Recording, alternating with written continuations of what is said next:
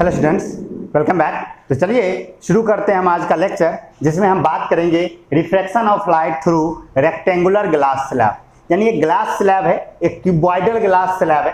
Cuboidal समझते हो ना, एक क्यूबॉइडल ग्लास स्लैब है। उससे जब लाइट पास होगा तो लाइट में किस तरह से रिफ्रैक्शन होगा उस पर हम बात करेंगे। यहाँ पर देखिए मैंने डायग्राम बनाया है एक रेक्टेंगुलर ग्लास स्लैब का। तो रेक्टेंगुलर ग्लास स्लैब ऐसा होता है, इसमें लाइट आएगा, टकराएगा, उसके साथ क्या क्या फिनोमिनन्स होंगी उस पर आज के लेक्चर में हम बात करेंगे। आई होप आप सभी घर में होंगे, स्वस्थ होंगे। तो चलिए शुरू करते हैं आज का लेक्चर। देखिए हमें ये पता है कि रिफ्रैक्शन क्या होता है। एक बात बताइए, लाइट का रिफ्रैक्शन क्या होता है कि जब लाइट रे किसी बाउंड्री से टकराता है तो उसमें बेंडिंग होती है। जब लाइट रे एक मीडियम से दूसरे मीडियम में जाता है तो बाउंड्री पर उसमें क्या होती है, बेंडिंग होती है। और इसी फेनोमेनन को हम क्या कहते हैं, इसी फेनोमेनन को हम कहते हैं रिफ्रैक्शन ऑफ लाइट। तो जब एक रेक्टेंगुलर ग्लास स्लैब से लाइट गुजरेगा, इसे हम अलग से क्यों पढ़ रहे हैं? सवाल उठता है कि हम जब पढ़ चुके हैं रिफ्रैक्शन क्या होता है तो हम इसे अलग से क्यों पढ़ रहे हैं। तो बाबू सोचने की बात यह है कि अब तक हम जो पढ़ रहे थे उसमें रिफ्रैक्शन कितनी बार होता था? एक बार होता था। लेकिन यहां क्या होगा कि लाइट रे क्या हो रहा है, एक स्लैब से गुजर रहा है। स्लैब एक मीडियम में रखा हुआ है, लेट्स सपोज एयर में रखा हुआ है। यहां मैंने जो डायग्राम बनाया उसमें एयर में रखा हुआ है और वहां स्लैब रखा हुआ है। उससे जब लाइट पास होगा तो लाइट का दो बार रिफ्रैक्शन होगा, एक बार फर्स्ट सरफेस पर और एक बार सेकंड सरफेस पर। तो देखिए आपके जो डिस्क्रिप्शन में नोट है उसमें लिखा हुआ है कि when light ray passes through a rectangular slab then it get refracted 2 times. कितने बार रिफ्रैक्शन होता है उसका? 2 बार रिफ्रैक्शन होता है। कहां का? First on the first surface, first time on the first surface and second time on the second surface। यानी एक बार अपर सरफेस पर, एक बार लोअर सरफेस पर, 2 बार रिफ्रैक्शन होता है। तो उसमें क्या होता है, तो देखा गया कि जब लाइट रे किसी रेक्टेंगुलर ग्लास स्लैब से गुजरता है, रेक्टेंगुलर ग्लास स्लैब से गुजरता है तो 2 बार उसमें बेंडिंग होती है। लेकिन महत्वपूर्ण बात यह है कि जो लाइट रे फाइनली निकलती है बाहर, जो लाइट रे देखिए पहले लाइट रे आई, यहां से टकराई, एक बार रिफ्रैक्ट हुई, फिर रिफ्रैक्ट हुई और फिर बाहर निकली। तो जो लाइट रे बाहर निकलती है जिसे हम इमर्जेंट रे कहते हैं, जिसे हम क्या कहते हैं, इमर्जेंट रे कहते हैं। जो लाइट रे आके टकराया, इंसिडेंट रे। स्लैब के अंदर में जो लाइट रे रहा, जो लाइट रे स्लैब के अंदर में चला ना कुछ दूर, तो उसे कहते हैं क्या, उसे कहते हैं रिफ्रैक्टेड रे। और जो लाइट रे फाइनली बाहर निकला उसे कहते हैं इमर्जेंट रे। उसे क्या कहते हैं, इमर्जेंट रे। समझ के बात? तो फिजिक्स कहता है कि जब देखा गया, जब इस एक्सपेरिमेंट को किया गया तो देखा गया कि 2 बार लाइट रिफ्लेक्ट हुआ, 2 बार लाइट में बेंडिंग हुई। लेकिन यह बात देखा गया कि जो इमर्जेंट रे है, यानी जो लाइट रे बाहर आ रहा है, वो लाइट रे डायरेक्शन ऑफ इंसिडेंट रे के पैरेलल होगा। कहने का मतलब यह है कि 2 बार बेंडिंग हुई, लेकिन बेंडिंग इस तरह से हुई कि लाइट रे पहले लेट सपोज, अगर एक सपोज हम ये मानिए कि let suppose I am moving through this, मैं इधर की ओर मुड़ रहा था, मैं मुड़ रहा था इधर, आप सोच लीजिए मैं आपकी तरफ आ रहा था यूं, और फिर मैंने इतना मान लो 30 डिग्री मैंने बेंड कर दिया, तो मैं अब इधर जाने लगा। लेकिन कुछ दूर जाने के बाद मैंने 30 डिग्री फिर किधर बेंड किया, फिर आपकी तरफ बेंड किया। तो पहली बार मैं इधर गया 30 डिग्री, अब मैं फिर 30 डिग्री इधर जाऊंगा, तो फिर मैं किधर जाने लगूंगा, आपकी तरफ जाने लगूंगा ना। तो यानी मेरा जो नया पाथ है उसका डायरेक्शन क्या हो जाएगा, पुराने पाथ के पैरेलल हो जाएगा। तो यही होता है लाइट रे के साथ कि जब वो रेक्टेंगुलर स्लैब से गुजरता है, रेक्टेंगुलर स्लैब से गुजरता है तो 2 बार उसका रिफ्रैक्शन होता है। और इस तरह से रिफ्रैक्शन होता है कि फाइनल जो लाइट रे बाहर आती है, जो इमर्जेंट रे होता है, वो डायरेक्शन ऑफ इंसिडेंट रे के पैरेलल होता है। और लेकिन पैरेलल तो होता है, लेकिन उसी पाथ पर तो नहीं होता है। अब मान लो मैं इधर जा रहा था, मैंने 30 डिग्री टर्न लिया, तब मैं इधर जाने लगा, फिर मैं 30 डिग्री टर्न लिया, मैं इधर जाने लगा। तो मेरा पहले का पाथ ही है और न्यू पाथ ही है, तो दोनों के बीच में एक परपेंडिकुलर डिस्टेंस आ गया, उसे कहते हैं लेटरल डिस्प्लेसमेंट। क्या कहते हैं, लेटरल डिस्प्लेसमेंट। तो याद रखिए कि व्हेन लाइट रे, देखिए नोट में पढ़िए, नोट में देखिए, मैं पढ़ के सुनाता हूं, नोट में क्या लिखा हुआ है कि व्हेन लाइट रे passes through a rectangular glass slab then it get refracted at the 2 surfaces of the slab such that the emergent ray is parallel to the direction of incident ray। यानी 2 बार इसका refraction होता है और इस तरह से refraction होता है कि जो इमर्जेंट रे होता है वो इंसिडेंट रे के पैरेलल होता है, जो उसके डायरेक्शन के पैरेलल होता है। तो देखिए यहां मैंने सारे को पहले नोट किया है। ये मैंने माना कि ABCD is a glass slab, ABCD is a glass slab. जो लाइट रे आया PQ, P से PQ लाइट रे is incident ray, QR is refracted रे एंड RS इज RS, इसे मैं S कहूंगा यहाँ पे, RS इज इमर्जेंट रे।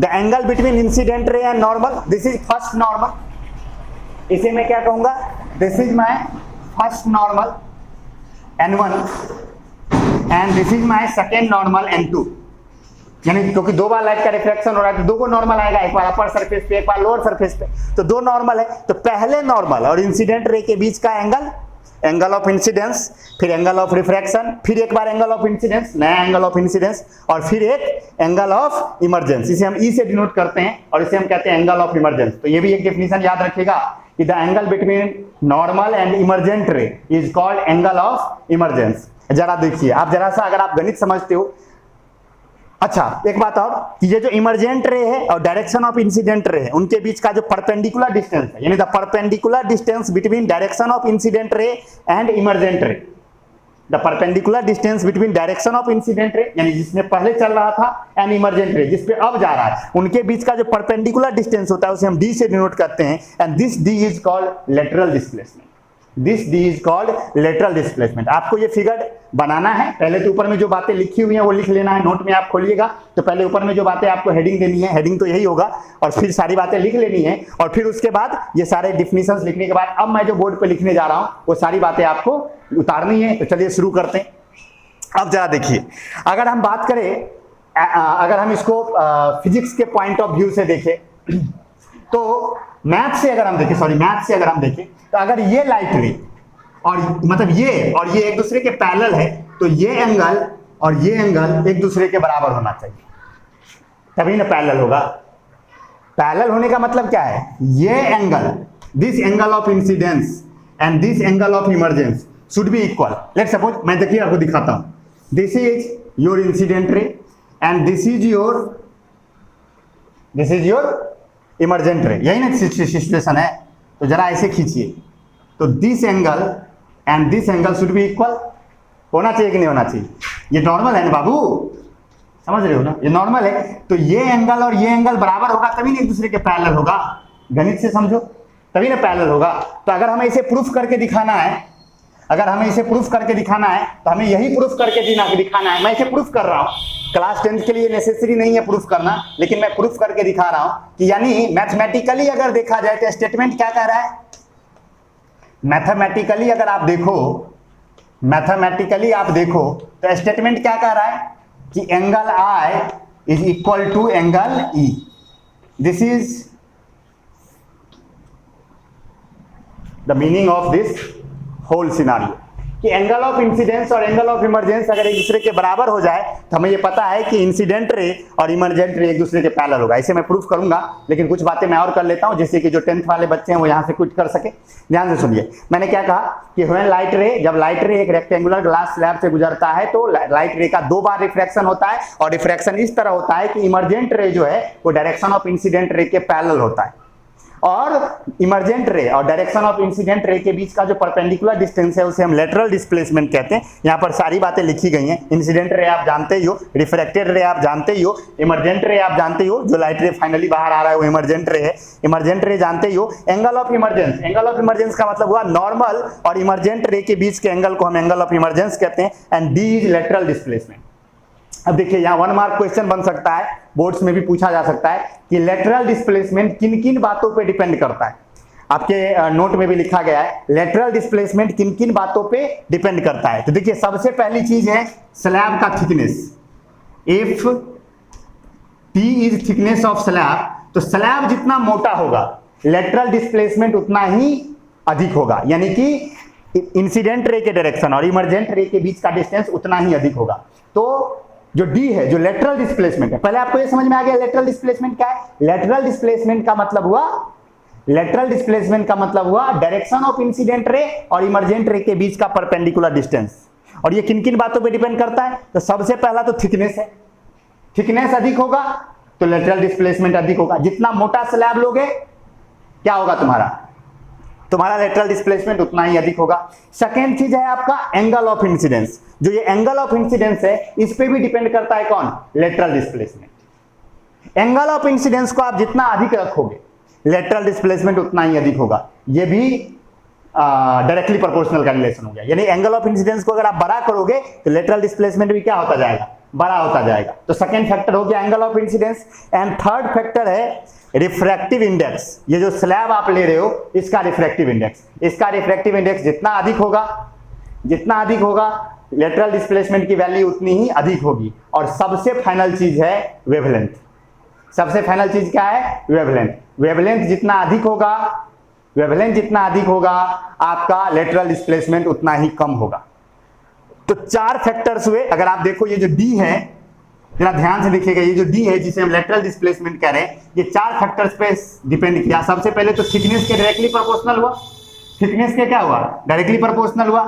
सेकेंड अगर हम बात करें तो एंगल ऑफ इंसिडेंस के डायरेक्टली प्रोपोर्शनल हुआ।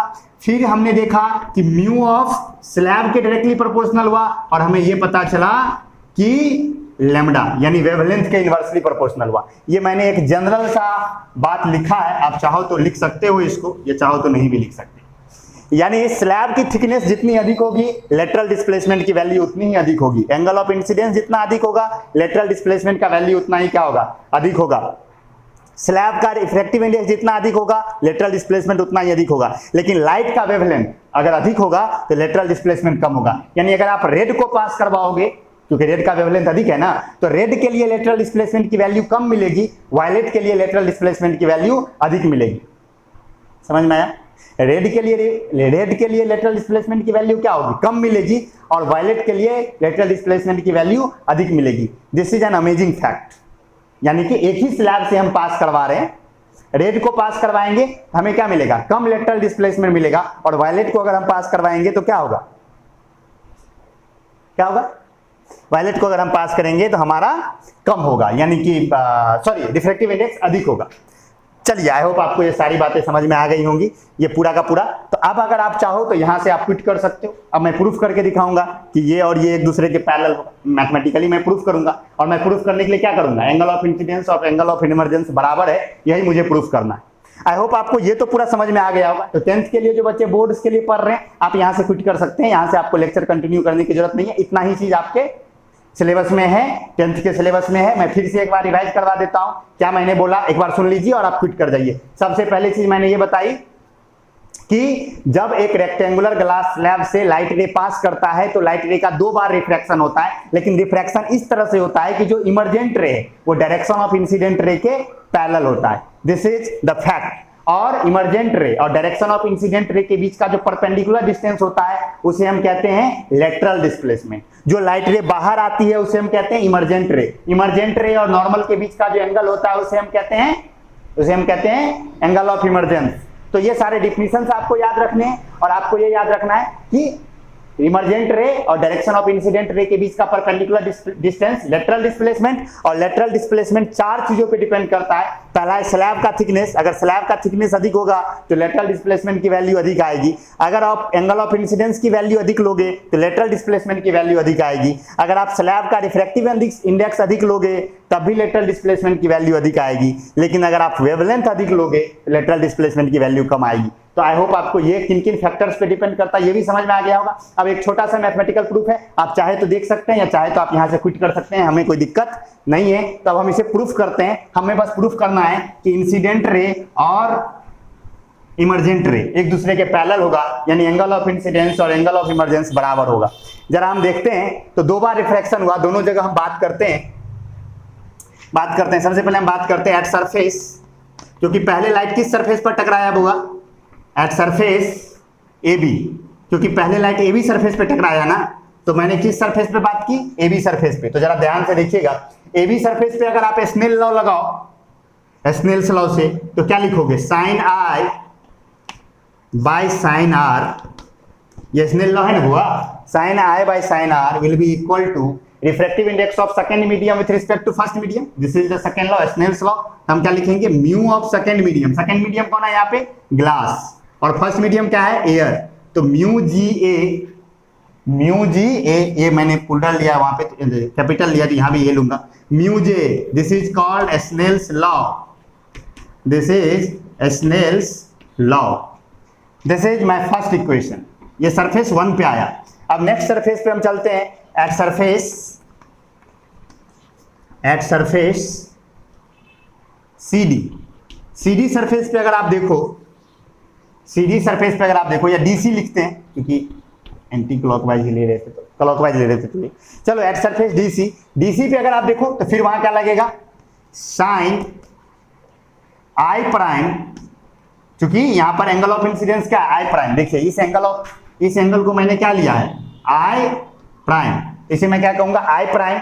तो साइन आई प्राइम अपॉन ये क्या है, जिसे हम आई डैश भी पढ़ते हैं, और नीचे में क्या है, ये एंगल ऑफ इमरजेंस, इसे हम कहते हैं ई। तो sine i prime upon sine e is equal to refractive index of second medium. Second medium यहाँ कौन है बुआ, सेकेंड मीडियम कौन है, सेकेंड मीडियम है आपका एयर, क्योंकि लाइट देखो सेकेंड मीडियम किसे मानते थे, जिसमें लाइट जा रहा है, तो यहाँ ग्लास से आकर के लाइट एयर में आ रहा है ना, तो एयर सेकेंड मीडियम हो गया। और फर्स्ट मीडियम कौन हुआ, ग्लास, क्योंकि ग्लास से आ रहा है, तो आप इसे लिखोगे म्यू ए जी, क्योंकि म्यू 2 1 होता है ना, इसे क्या लिखोगे, mu a g. This is the new equation. लेकिन अगर जरा गौर से आप देखो, जरा यहाँ पर इस फिगर को गौर से देखो, देख रहे होंगे आप, आई होप, देखिए ये angle, this angle and this angle will be equal to each other. जरा आप गौर से देखो, this is first normal, this is second normal, and this is the refracted ray, then this angle and this angle will be equal. ये दोनों angle क्या होगा, एक दूसरे के बराबर होगा ना, होगा कि नहीं होगा बताओ, ये एंगल और ये एंगल बराबर होगा कि नहीं होगा। तो यही मैं कह रहा हूं कि ये एंगल, ये क्या है तुम्हारा, ये एंगल आर है, और ये क्या है तुम्हारा, ये तुम्हारा आई प्राइम है, तो ये दोनों एंगल तो बराबर होना चाहिए ना। तो क्या मैं इस आई प्राइम को आर लिख सकता हूं, तो यहां हम लिखेंगे but i prime is equal to r, यहां मैं लिखता हूं देयरफॉर आई प्राइम चूंकि आर के बराबर है, तो क्या हो जाएगा, देयरफॉर हम लिख सकते हैं sine r upon sine e, sine r upon sine e equal to mu a g. This is my second equation, this is my second equation. अब मैं क्या करता हूं ना, इक्वेशन 1 में 2 से डिवाइड कर देता हूं। मैं क्या करता हूं, इक्वेशन, इसे मैं इरेज कर देता हूं बाबू, आई होप आपने स्क्रीनशॉट ले लिया होगा पहले ही। This is my second equation. तो मैं क्या करूंगा, मैं मल्टीप्लाई करूंगा, multiplying 1 and 2।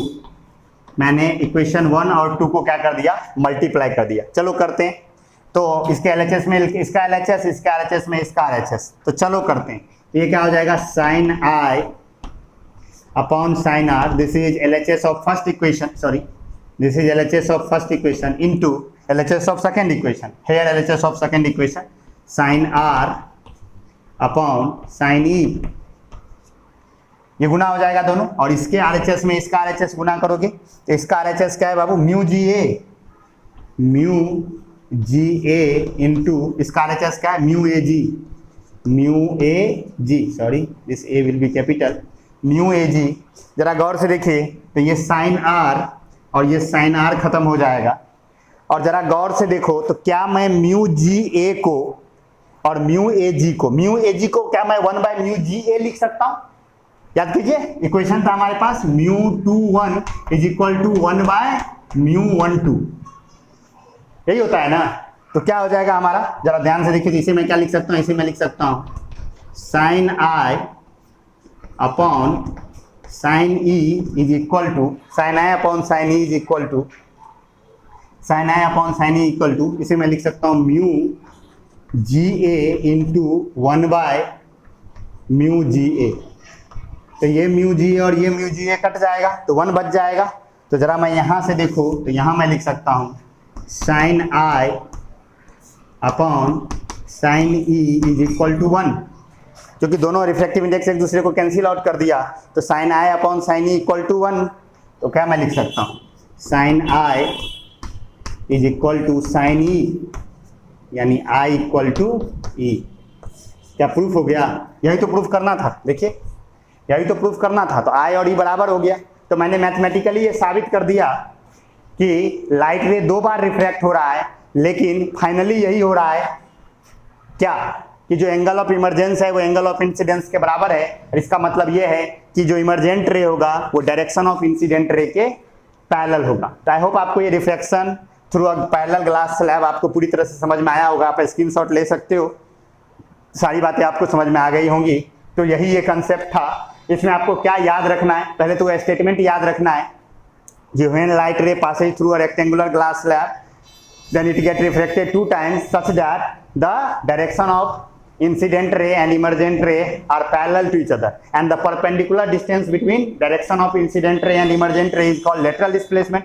Lateral displacement depends on 4 things. First is thickness of slab, second is angle of incidence, third is refractive index of slab and fourth is wavelength of light. जो first 3 है जो कि thickness है, angle of incidence है और refractive index है, उसके बढ़ने से लेटरल डिस्प्लेसमेंट की वैल्यू बढ़ती है और वेवलेंथ के बढ़ने से लेटरल डिस्प्लेसमेंट की वैल्यू घटती है। और अगर आपके मन में ये आ रहा हो कि ऐसा क्यों होता है, इसके बढ़ने से बढ़ता है और इसके घटने से घटता है, तो आप ये आपका होमवर्क हो गया। आप पता लगाइए, गूगल कीजिए, गूगल की दुनिया है, गूगल करके पता लगाइए और ना पता लगे तो कमेंट कीजिएगा, तो हम आपको जरूर बताएंगे नेक्स्ट लेक्चर में शुरू करेंगे। तो मिलते हैं हम लोग नेक्स्ट लेक्चर में। See you soon, bye bye, take care.